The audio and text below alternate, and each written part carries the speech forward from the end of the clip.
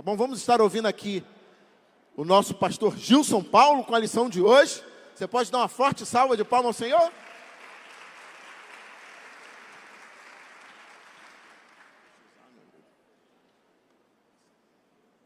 Obrigado, bicho. Maravilha.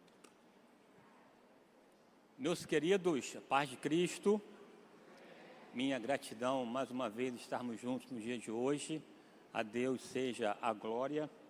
Minha gratidão ao pastor Silas Filho, ao pastor Isaías, pastor Josué, essa igreja tão amada aqui da Taquara, né? A Delec Taquara.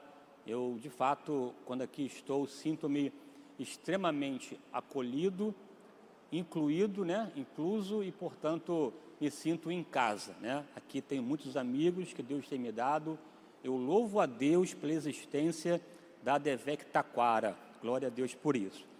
E vocês sabem que também sempre venho com a minha esposa e a minha filha, estão ali, inclusive, de pé ali, assim com a mãozinha assim, bonitinha. Aí, que benção. A minha filha é mais bonita, tá? A outra é minha sobrinha, né? Fica aí na dúvida aí, duas belas meninas, lindas.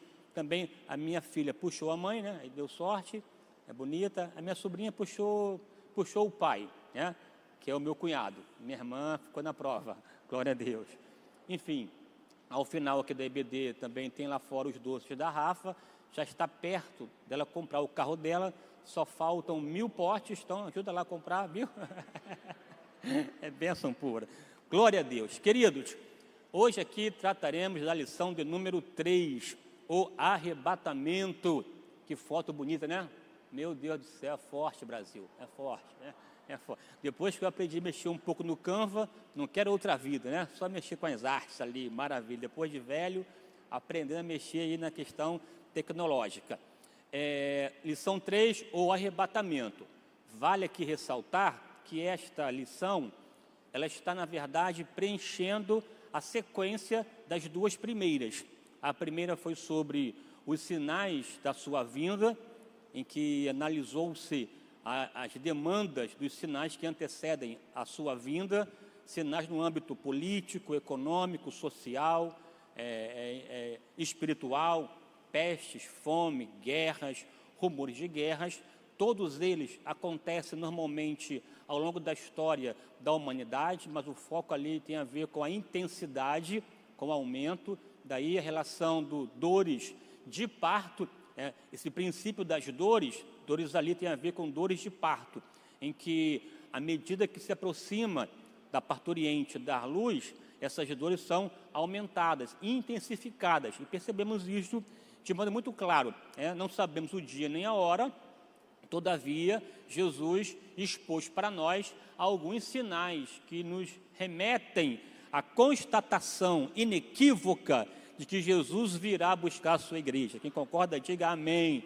É uma prova inconteste. A propósito, a doutrina da sua vinda é tão cristalina, tão clara no Novo Testamento, tanto que foi exposta por Jesus, pelos apóstolos, em todas as cartas se encontra referência à doutrina, portanto, algo dado, cristalizado, indiscutível.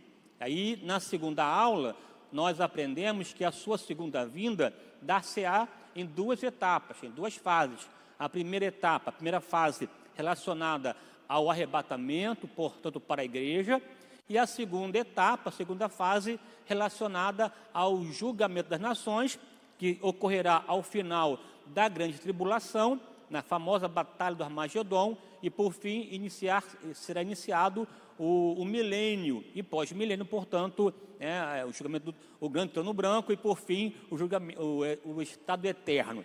Então aqui nós estamos hoje tratando dessa primeira fase da sua segunda vinda, ligada ao arrebatamento, né?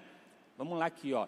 O texto bíblico básico é este, primeira carta de Paulo aos Tessalonicenses, capítulo 4, versículo 13 ao 17, inclusive aqui nós veremos um pouco sobre esse texto de modo específico, e o texto áureo nos remete ao segundo texto importante também, atrelado a esse tal arrebatamento, que é a carta de Paulo aos Coríntios,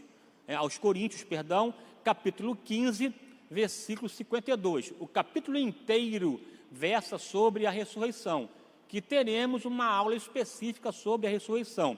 Diz assim um texto: no momento, num abrir e fechar de olhos, ante a última trombeta, porque a trombeta soará, e os mortos ressuscitarão incorruptíveis, e nós seremos transformados. Aleluia. Os objetivos de hoje, como sempre, tríplice. O primeiro, entender o significado do arrebatamento e a sua relação com a grande tribulação, milênio e os grandes temas do fim. É claro que esse aqui não será alcançado, em função até da brevidade do tempo, mas aqui mencionaremos a relação desse evento primeiro, o arrebatamento, com os demais subsequentes. Segundo, discorrer sobre os milagres que ocorrerão durante o arrebatamento. Basicamente 3. O primeiro, a ressurreição dos mortos. O segundo, a transformação dos vivos. E o terceiro, subirmos na presença de Deus. Glória a Deus por isso. Renovar a esperança de que o futuro será melhor para todos os que conhecem a Cristo como Salvador. Eu sempre gosto de ressaltar aqui, pincelar, algumas orientações quando tratamos sobre escatologia, que é a tal doutrina das últimas coisas, até para evitar frenesi, especulações, elucubração, imaginar coisas e, ao fim e ao cabo, sem base bíblica. Eu busco sempre ter uma postura minimamente bíblica, portanto, sólida e consistente, para não elucubrar. É dizer somente o que o texto diz, sem dar nome aos bois. É o Papa, é João, é não sei o quê, é Barack Obama, não sei o que. Não, esquece isso, A Bíblia diz que, de fato, surgirá um tal anticristo. E nós temos, ao longo da história, figuras que, de fato, nos remetem às marcas similares que existirão nesse tal anticristo. Mas afirmar essa pessoa ou aquela outra é perda de tempo, porque aqui eu sempre reafirmo, para estudar a Bíblia como um todo, sobretudo as questões escatológicas, é fundamental que você tenha afinidade com o Espírito Santo. Ele é o nosso guia, ele é o intérprete por excelência. Jesus mesmo disse que ele viria e nos ensinaria sobre todas as coisas. Portanto, essa leitura bíblica, esse estudo, não deve ser feito somente pela razão, mas uma razão iluminada pelo Espírito Santo. Quem concorda, diga amém. Segundo, interpretar o texto bíblico à luz do seu contexto, tentar inseri-lo e, portanto, lançar luz ao texto mediante o que está correlacionado a esse texto, seja no ponto de vista remoto, ou imediato. Portanto, entender o todo para a partir daí e compreender de modo pontual. Isso evita heresias.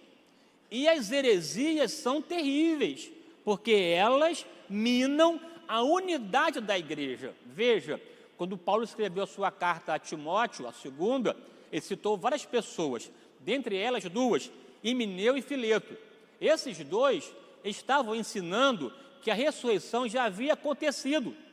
E por conta disso, muitos se afastaram da fé, porque as palavras deles corroíam como gangrena, como um câncer. A heresia age como um câncer, mata a célula e, portanto, enfermiça o corpo, levando à morte. Nós, enquanto igreja, enquanto até ministério da palavra, devemos estar atentos ao que é ensinado. A própria Bíblia traz à tela a figura de pessoas emblemáticas, como falso profeta, falso mestre, falso doutor, falso Cristo, sempre figuras que gozam de formadores de opinião, gozam de autoridade, de influência, é mestre, é doutor, é apóstolo, é Cristo, pessoas que arrebatam seguidores e cujo fim é um fim terrível, porque é líder de cego, É cego guiando o cego e ao final acaba caindo no abismo. Então, portanto,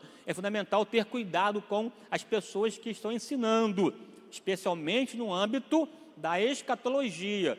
Nós até admiramos uma pessoa numa área X, pode ser bom em arqueologia, mas em escatologia não, né? Hashtag fica a dica aí, quem lê entenda. Vamos lá, aqui, introdução. O tema da vinda de Cristo é destacado no Novo Testamento, citado diretamente 318 vezes. O cenário profético assinala o arrebatamento como sendo o primeiro grande evento escatológico, que dará início à contagem regressiva em sua parte final dos fins dos tempos. Para você entender aqui minimamente os eventos escatológicos grandes, eu fiz de modo pálido, de modo incompleto, esse quadro. Se você consegue enxergar, né, minimamente é isso aqui, minimamente. Claro que tem lacunas. Aqui está, nessa base aí, né, nessa horizontal de baixo, está aqui a terra. Ali está a igreja, que está na sua atividade, atuando, né, pregando o Evangelho, anunciando a vinda de Jesus. Num dado momento, né, a trombeta soará. Aí Jesus virá, que é a segunda vinda, para arrebatar a igreja. A igreja sobe, e já no ambiente célico, no ambiente, né, do céu, participaremos do tribunal de Cristo e das bodas do Cordeiro. E enquanto estivermos lá, a terra aqui passará pela tal grande tribulação, que é um tempo de profunda dor, de profundo sofrimento, dores de parto não, mas dores de parto para Jacó, né? É um momento, uma dor jamais vista sobre a terra. Nesse tempo aqui, da grande tribulação, coincide com a tal 70ª semana de Daniel, que é a última semana que ainda falta para completar a visão que ele teve nos seus dias, né? Porque depois das 69 semanas em que Jesus foi tirado, o relógio cronológico de Deus parou e entrou o tempo da dispensação da graça da igreja, e quando a igreja for arrebatada, então tomará novamente a contagem da última semana de Daniel, que é um tempo de 7 anos, dividido em 2 tempos, metade de falsa paz e metade de dura provação que há de vir sobre aqueles que habitam a terra, tá? Ao final dela, né, aí sim, Jesus voltará uma vez mais, que é a segunda fase, voltará com a igreja e com os seus anjos e pisará no Monte das Oliveiras para então derrotar Anticristo e seu exército, e então iniciar aqui o milênio e assim subsequentemente. Quem entendeu, diga amém. Quem não entendeu, paciência. Vamos lá, né? Glória a Deus por isso. Claro que esses pontos aqui que eu mencionei serão tratados ao longo do trimestre, ponto a ponto, tá? Eu vou focar aqui somente sobre o arrebatamento. Sobre esse tema, principais perguntas sobre o arrebatamento. A primeira pergunta é esta, né? O que é arrebatamento? O que é arrebatamento? Então, estou buscando adentrar na questão essencial. O que é isso, pastor? Primeiro, é um mistério. Se é um mistério, não sabemos tudo.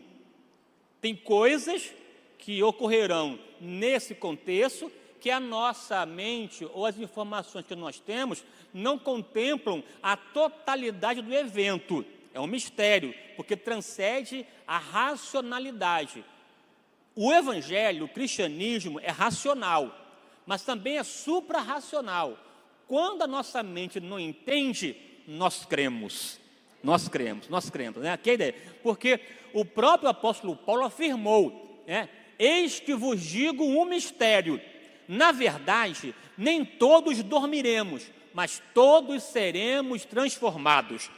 Na verdade, nem todos morreremos, porque aqui dormir não é aquela ideia do sono da alma, da inconsciência. Aqui é um eufemismo para minimizar a morte e usou a palavra dormir. Aqui dormir tem a ver com morrer. Na verdade, nem todos nós morreremos, mas o fato é, todos seremos transformados, né? No momento, no abrir e fechar de olhos, ante a última trombeta, porque a trombeta soará e os que morreram em Cristo ressuscitarão. E nós que estivermos vivos seremos transformados. Porque convém que isso que é corruptível se revista da incorruptibilidade. Isso que é mortal se revista da imortalidade. Quando isso que é corruptível se revestir da incorruptibilidade. Isso que é mortal, se revestir da imortalidade, cumprir-se a palavra.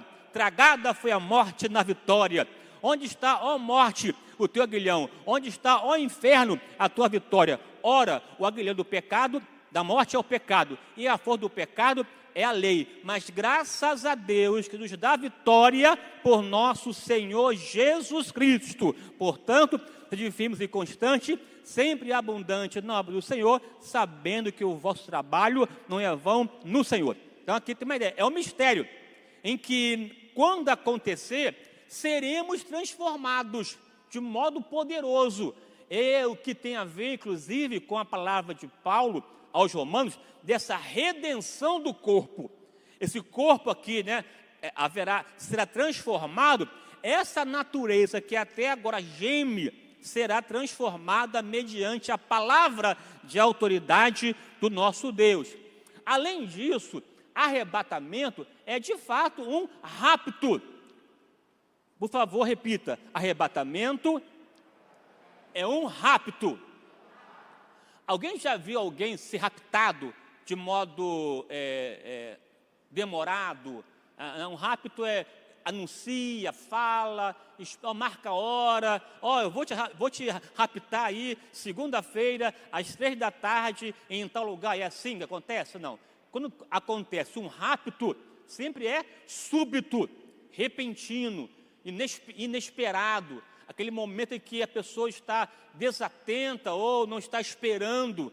E normalmente um rapto acontece com veemência, com força, com violência, tem a ver com a brevidade. Está aí, a palavra rapto no grego, esse harpazo, ímpeto, apoderar-se, reivindicar avidamente, levar com violência, ou melhor, com velocidade e surpresa.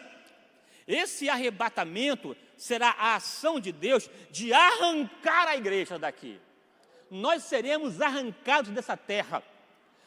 O poder de Deus será tamanha manifestação que a igreja do Senhor, essa igreja que está atuando, ouvirá a trombeta e quando tocar, nós seremos arrebatados com força. Seremos arrancados, e Jesus também ensinou sobre isso, de modo recorrente. Ou seja, a nossa maior esperança, de fato, é a sua vinda, em que eu e você seremos daqui arrancados. Não é uma ideia fictícia, ou um caso até episódico. Já temos casos na Bíblia em que já aconteceram, inclusive, também arrebatamento. É o caso de Enoque, é o caso de Elias, para respaldar de que acontecerá. Nem Enoque, nem Elias experimentaram a morte, porque foram arrebatados, transladados, e não experimentaram a morte. Está lá, depois nós, os que ficarmos vivos, seremos arrebatados juntamente com eles, ou com eles, os que ressuscitaram, nas nuvens, e a encontrar o Senhor nos ares, e assim estaremos para sempre com o Senhor. Quem entendeu, diga amém. Outra pergunta aqui interessante. A igreja passará pela grande tribulação? Eu afirmo, não. Todavia, existem 3 escolas principais que discutem sobre isso. A primeira escola é a escola pré-tribulacionista, a segunda mesotribulacionista e a terceira pós-tribulacionista. Mas também tem a quarta, os atribulados. Aí é outra história, aí é outro manto, né? Aqui, os pré-tribulacionistas são aqueles que afirmam: a igreja não passará pela grande tribulação, será arrebatada antes do início da tribulação, ou da grande. Tem uma outra corrente que afirma: não, a igreja passará até a metade, passará pelos tais 3 anos e meio de falsa paz. Quando de fato começar a tribulação propriamente dita, ela será arrebatada. E uma outra, não, nós passaremos por toda ela e sofrer. Não vou entrar aqui no mérito, porque o tempo é escasso. Eu só vou afirmar, nós comungamos com a primeira escola. Nós somos pré-tribulacionistas, ou seja, afirmamos que a igreja não passará pela grande tribulação. Por quê? Porque há inúmeros textos bíblicos que afirmam isso. Por exemplo, aqui coloquei somente três. Primeiro, o texto de João Batista, que menciona essa tal ira vindoura, ira futura, uma expressão bíblica que nos remete à tal grande tribulação. Ele disse: e vendo ele muitos dos fariseus e dos saduceus que vinham ao seu batismo, dizia-lhes: raça de víboras, quem vos ensinou a fugir da ira futura? Há uma expressão bíblica, essa, que tem a ver com as dores de parto, né, de Jacó, e também se refere a tal grande tribulação. Nessa mesma expressão, o apóstolo Paulo a mencionou repetidas vezes, dentre elas, em 1 aos Tessalonicenses, capítulo 1, 10, diz assim: e esperar dos céus a seu Filho, a quem ressuscitou dos mortos, a saber, Jesus, que nos livra da ira futura. Eu e você temos uma promessa, e a promessa é esta: Jesus não permitirá que a sua igreja passe pela grande tribulação, até porque essa grande tribulação é um prestar de contas desse mundo com Deus. É exatamente esse mundo rebelde, altivo, arrogante, que desdenha, que zomba, que ridiculariza Deus e a sua palavra. Chegará uma hora que esse povo terá que prestar conta a Deus. Nesse tempo, inclusive, a Bíblia diz, Apocalipse do 6 ao 19, que serão abertos os 7 selos, tocarão as 7 trombetas e serão derramadas as 7 taças da ira de Deus, para aqueles que não ouviram a palavra de salvação na pessoa de Jesus e, portanto, zombaram de Deus. Não tem a ver com a igreja, tem a ver com Israel. Inclusive, as semanas de Daniel estão relacionadas ao povo de Israel. Sobre o seu povo estão determinadas 70 semanas. Não tem a ver com a igreja, mas sim com Israel. É claro que impactará o mundo como um todo, mas a igreja não passará. E o texto mais emblemático, que eu acho assim impactante, é Apocalipse 3,10, que diz assim: como guardaste a palavra da minha paciência, também eu te guardarei da hora da tentação que há de vir sobre todo o mundo, para tentar os que habitam na terra. Nós não passaremos por ela, mas estaremos para sempre com o Senhor. Portanto, consolai-vos uns aos outros com esta palavra. Quem concorda, diga amém. Nessa mesma dinâmica da tal não passar por ela, nós temos aqui algumas figuras e tipos na Bíblia que também nos ajudam a compreender, né? Remetem-nos à ideia de não passarmos por ela. Quais são? O próprio Enoque, que foi arrebatado, transladado antes do dilúvio. O próprio Noé e a sua família, que foram divinamente avisados, né? O avisado de Noé, e por conta disso temeu e construiu uma arca e não sofreu as dores do dilúvio, né? Foi salvo. O próprio Ló, que Deus o avisara que destruiria Sodoma e Gomorra, e Deus o tirou de lá. Elias, que foi também transladado. O próprio Jesus, que foi também, né, subiu ao céu. Portanto, aqui a ideia é uma referência também a essa ideia de arrebatamento. Bem, eu quero aqui agora, rapidamente com você, pensar nesse texto base da lição, que é o texto de 1 aos Tessalonicenses, nome grande, né? 1 aos Tessalonicenses, capítulo 4, versículos 13 ao 18. 1 aos Tessalonicenses, do 13 ao 18.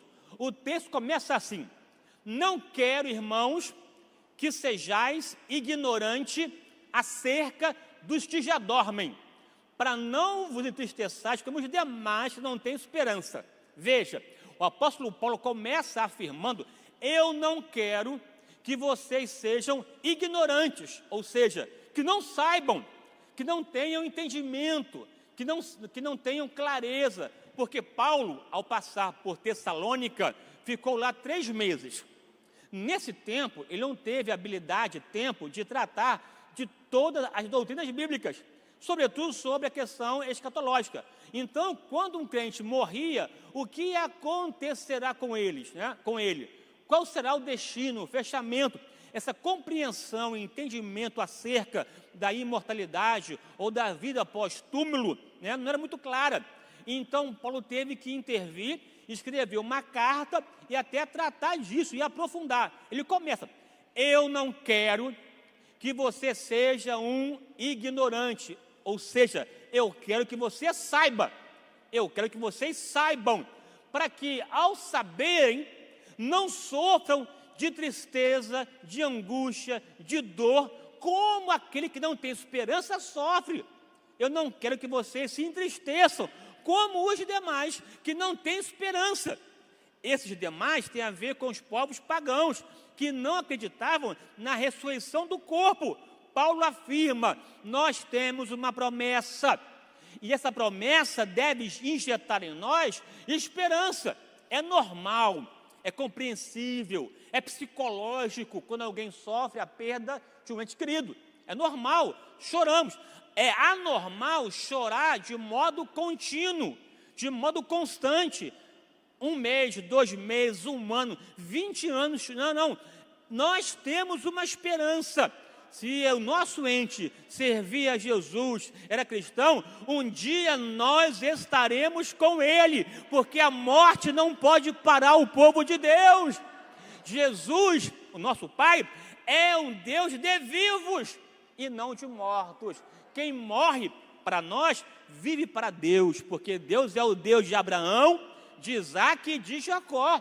Pode perceber, quando os saduceus perguntaram a Jesus sobre a ressurreição, porque eles não acreditavam, Jesus os respondeu usando o texto de Êxodo: eu sou o Deus de Abraão, de Isaac e Jacó, Deus, portanto, de vivos, né? Aqui é uma ideia interessante. Então, Paulo vai explicar. Aí ele continua: ora, se cremos que Jesus morreu e ressuscitou, veja, Paulo começa a explicar usando fatos observáveis, fatos concretos. Quais eles? A morte e a ressurreição. Para Paulo, tanto a morte de Jesus, bem como a ressurreição de Jesus, são fatos inequívocos, inquestionáveis, porque a morte temos provas infalíveis, bem como também temos provas infalíveis da ressurreição. Ele mesmo afirmou que Jesus apareceu para Pedro, para os 12, para Tiago, apareceu para quase 500 pessoas que foram que viram a Jesus ressuscitado. O próprio Lucas, ao escrever a Atos, afirmou: o qual apareceu com provas infalíveis. Ninguém questiona a morte e a ressurreição de Jesus. Inclusive, Paulo até afirmou: se algum de nós não acreditar que Jesus ressuscitou, vã a nossa pregação, vã a nossa fé, porque a nossa fé está embasada, fundamentada nesse brado de vitória em que Jesus venceu a morte e ao terceiro dia ressuscitou. Os mortos ressuscitam, porque Jesus é a prova, ele venceu a morte. E o mesmo Espírito que atuou em Jesus na sua ressurreição é o mesmo Espírito que atuará em nós, que morremos e que iremos ressuscitar, porque Ele é o Espírito de vida no nome do Senhor. Bem, se cremos que Jesus morreu e ressuscitou, os que morreram em Cristo, Deus tornará a trazer para Ele. Então veja, assim também os que morreram em Cristo, Deus tornará a trazer para Ele. Dizemos, pois, isso pela palavra do Senhor. Os que morreram em Cristo ressuscitarão primeiro, e nós, que estivermos vivos para a sua vinda, seremos transformados. Então aqui uma palavra: não seja dominado pela desesperança, porque nada e ninguém para o avanço da igreja, inclusive a morte. Jesus venceu a morte e a vitória é nossa no nome do Senhor. Isso deve injetar em mim não somente uma compreensão na mente, mas no coração, de injetar esperança. Esperança é a capacidade de olhar para o futuro de modo otimista, de modo confiante. Não aconteceu ainda, mas vai acontecer. A esperança não nos livra do momento presente, mas transporta nossa alma lá para frente. Está hoje doendo, mas eu sei que um dia eu estarei para sempre com o Senhor e eu vou me fortalecer com esta palavra, em nome de Jesus. Está lá. O que ocorrerá com os mortos? Eles ressuscitarão. Aqui teremos uma aula somente sobre a ressurreição, que é muito vasto o assunto. Segundo, a parousia acontecerá de modo inesperado, e trará repentina destruição àqueles que estão despreparados. Olha aí, meu Deus do céu. Qual o fato? Jesus virá. A igreja será arrebatada, mas a igreja é aquela que serve ao Senhor com alegria, que anda na sua presença, que deixou o mundo e as suas paixões e decidiu adorá-lo em santidade, honrá-lo e servi-lo e aguardar a sua vinda. Portanto, diga não ao mundo e diga sim para Deus, porque se não estiver preparado, ficará. Oh, meu Deus, é forte, né? Vamos lá aqui avançar no nome de Jesus. Bem, com base nisso, aqui é fato, porque o mesmo Senhor descerá. Paulo não está tratando, pulei aqui, né? Pulei, deixa eu voltar aqui, só um minuto. Isso.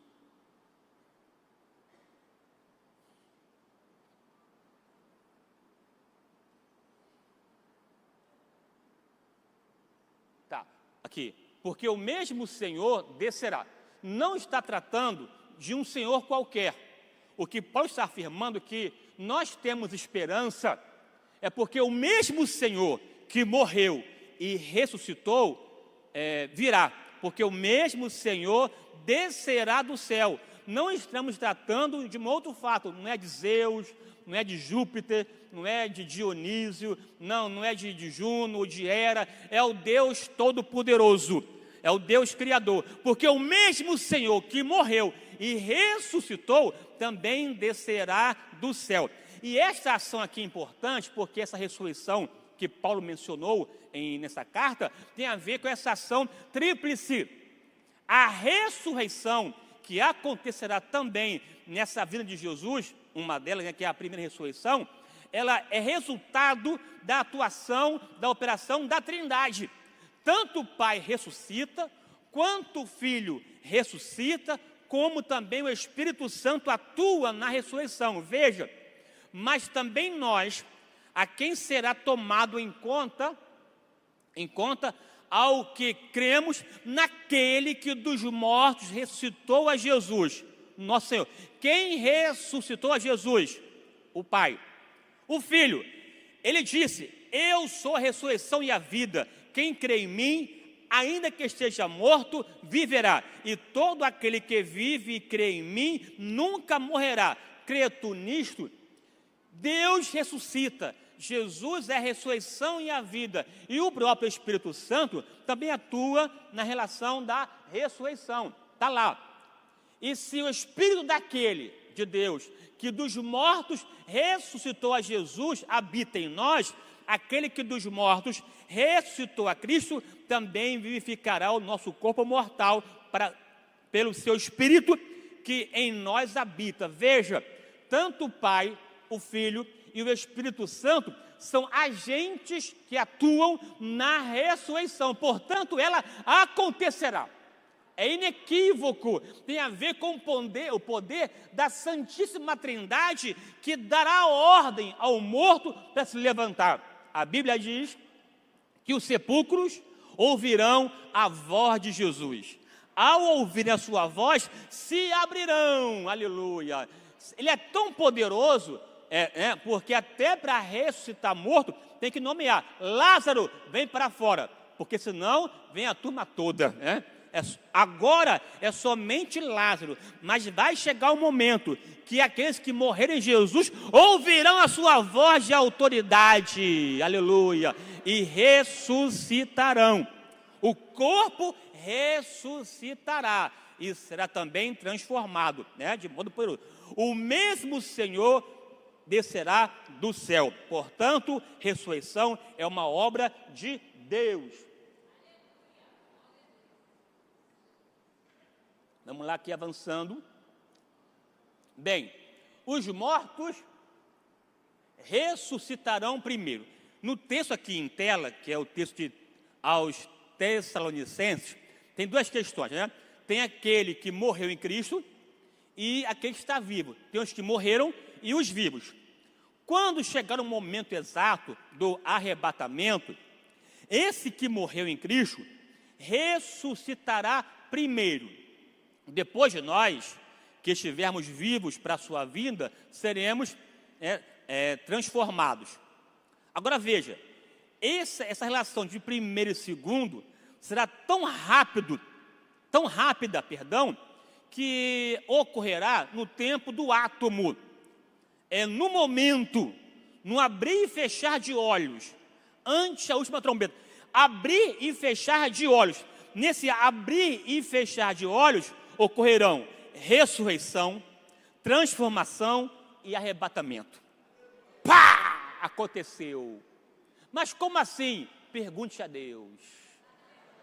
Ele disse que no momento, no abrir e fechar de olhos, haverá um mover tremendo nesse mundo no qual os que morreram em Cristo, não importa como, não importa onde, não importa em que momento, morreu crendo na palavra, ressuscitará. Ah, foi uma explosão. Não sei, o mar dará os seus mortos, porque é uma voz de autoridade que chamará a existência.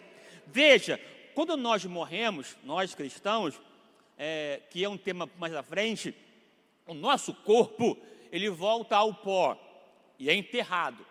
A promessa de ressurreição é para esse corpo, porque o nosso espírito e alma, a parte material, vai já para o terceiro céu, que é o paraíso que Paulo chama de terceiro céu, e já desfruta da presença benéfica, extraordinária de Deus. Está aguardando exatamente o momento da ressurreição para se unir ao corpo, né? Porque agora essa parte material, espírito e alma, são indivisíveis.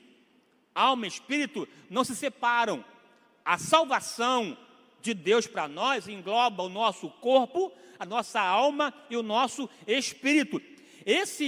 Essa parte material que estava lá no Hades antes de Jesus morrer, né, lá no mundo interior, quando Jesus morreu, ele foi ao Hades, esse lugar, né, que é o céu, o inferno intermediário, foi ao Hades e pregou os espíritos em prisão e levou consigo aqueles que acreditavam na promessa que ele viria, e os arrebatou para o terceiro céu. Está aguardando para se unir a esse corpo, não um corpo qualquer, porque a Bíblia diz que o sangue e a carne não pode herdar o reino de Deus, assim como a corrupção não herda a incorrupção. Esse corpo que morreu será transformado. Ah, pastor, ele é muito cheinho, era gordinho, não tem problema, será transformado. Ah, era muito feio, era narigudo e orelhudo, não tem problema, será transformado. Ah, era calvo, não tem problema, será transformado. Por conta do poder daquele que do barro fez do corpo, ele tem poder de transformar. Como será? Não sei. Eu penso, ensino e acredito que nós lá nos conheceremos. Tá? Porque como assim assentar à mesa com Abraão, Isaque e Jacó sem conhecê-los, né? Como assim? Porque a consciência, a memória está na mente, alma e espírito. E lá nós teremos a consciência que de fato aconteceu, era verdade inequívoca e estamos reinando com Jesus. Aqui é um assunto para outra aula, outro momento. Aqui, voltando, né? Aqui, ó, os mortos ressuscitarão. Paulo ensina que isso se dará, mas cada um por sua ordem, fileira.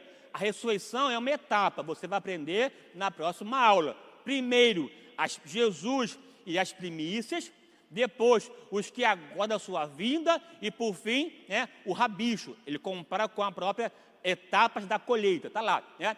Mas cada um por sua ordem. Cristo, as primícias, depois os que são de Cristo na sua vinda. E nós, os vivos, seremos transformados e glorificados. E não somente ela. Está aqui. E não só ela, mas nós mesmos, que temos as primícias do Espírito, também gememos em nós mesmos, esperando a adoção, a saber, a redenção do nosso corpo. O nosso corpo experimentará o poder de transformação do nosso Deus. Nós não precederemos os que dormem. Não há nenhuma vantagem estar vivo ou estar morto. A vantagem está em crer em Jesus, em viver nele, né?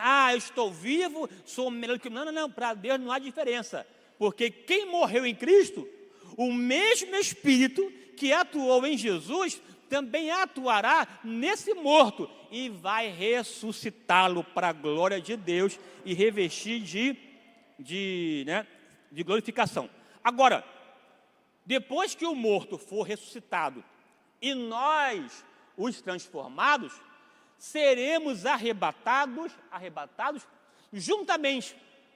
Tanto que morreu em Jesus, quanto o que estava a vir para a sua vinda, seremos arrebatados juntamente com eles, nas nuvens, a encontrar o Senhor nos ares. Eu e você, né, vivos, se Jesus vier agora, estamos aqui, nós seremos transformados. Os que morreram ressuscitarão primeiro, mas juntos arrebatados, porque a igreja sempre será junto, sempre será unida. Não tem essa ideia de você prevalecer, porque não precederemos aos que dormem, porque juntos seremos arrebatados. Os que morreram em Cristo e os que ficam vivos para a sua vinda, subiremos juntos e encontraremos e estaremos para sempre com o Senhor. Aqui a ideia aqui é a definição total da nossa eternidade com Cristo. Portanto, consolai uns aos outros com essas palavras. Consolar é fortalecer, é animar, reanimar. Essas palavras devem injetar em nós força, ânimo. Pastor, estou na prova, a luta é grande. Meu amado, minha amada, não perca a sua esperança, porque nós estaremos para sempre com o Senhor. Oh, aleluia, nós estaremos para sempre com o Senhor. Aqui é uma promessa poderosa. Isso aqui não se compara a carro do ano, a mansão, não, aqui tem a ver com a nossa eternidade. Estaremos para sempre com o Senhor. Enquanto isso não acontece, Ele está conosco todos os dias, até a consumação do século. Depois da consumação, eu e você estaremos com Ele. Isso tudo acontecerá quando a voz de comando for dada. Isso tudo acontecerá quando a voz de comando for dada. Veja, o texto afirma: descerá do céu. Descerá do céu. Ou seja, uma ação de Deus intervindo na história humana. É uma ação do céu. É uma ação do alto, tem a ver com soberania, tem a ver com determinação de Deus, tem a ver com o seu plano estabelecido para a história humana. O nosso Deus é um Deus que intervém na história humana e faz valer a sua vontade soberana. E quando opera e quando age, ninguém pode impedir, ninguém, morais, imorais, não importa, ninguém pode impedir o seu agir, é do céu. Porque o mesmo Senhor descerá do céu. Como? De que maneira? Aí cita 3 coisas. Primeiro, com alarido. Segundo, com voz de arcanjo. Terceiro, com a trombeta de Deus. Com alarido, voz de arcanjo e trombeta de Deus. Alarido, grito de comando. Convocação encorajadora. É aquele momento de ordem. É como se fosse um militar, porque Deus é o Senhor dos exércitos. É aquela ação em que Ele vem com alarido, voz de comando, de autoridade inquestionável, que determina, que estabelece, que impõe, porque Ele é o Senhor. E virá com voz de arcanjo. Voz de arcanjo é figura angelical tomada de decisão. E com a trombeta de Deus. Trombeta aqui tem a ver com aquela cultura de convocação. Um toque, chamamento para a solenidade. 2 toques para a guerra. Se a trombeta, inclusive, fosse incerta, como se prepararão? Aqui tem a ver com aquela ideia de... é a convocação que irá acontecer. É o chamamento da voz de autoridade. Essa voz como o som de muitas águas. Essa voz como voz de trovão. Aleluia, que chama, determina e convoca. Resumo, o som age como, o som age como chamada e alerta, uma advertência acerca da ação que está para começar, e uma conclamação, a prontidão, uma convocação solene, uma manifestação, uma teofania cheia de autoridade. Aqui eu vejo como aquele comandante do exército, o Senhor dos exércitos, que começa a determinar, e antes da sua voz, ante a última trombeta, porque a trombeta soará.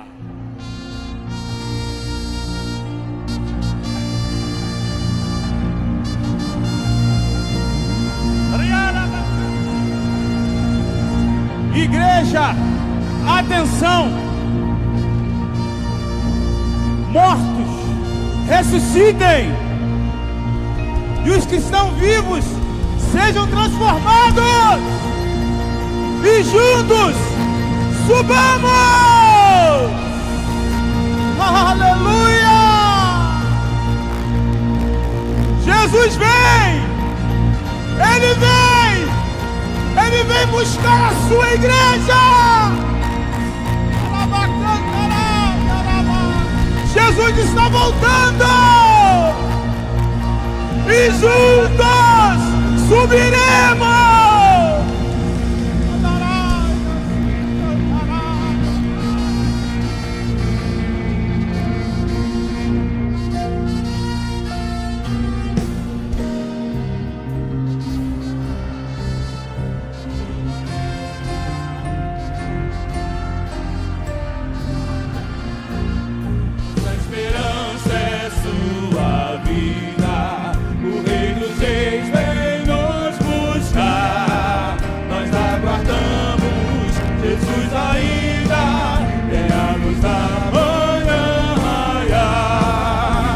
Jesus sim vem, do céu em glória ele vem, comandando pelo mundo além.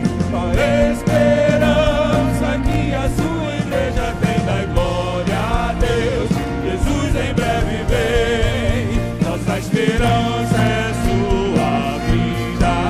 O Rei dos Reis vem nos buscar, nós aguardamos Jesus ainda.